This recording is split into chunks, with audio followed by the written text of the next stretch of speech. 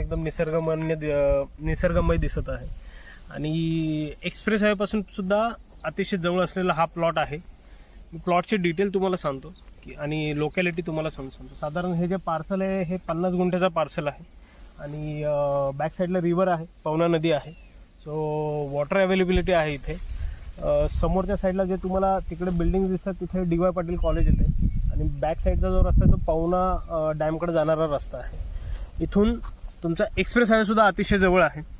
Express highway जे तुम्ही इथून हार्डली मी म्हणेल की साधारण 1 किलोमीटरच्या अंतरावरती तुम्ही उरसे टोल नाका तुम्ही कनेक्ट करू शकता.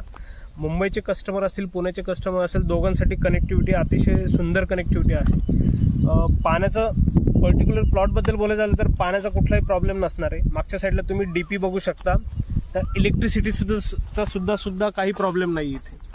इथून हाकेच्या अंतरावरती वारीवन नावाचा प्रोजेक्ट आहे जिथं की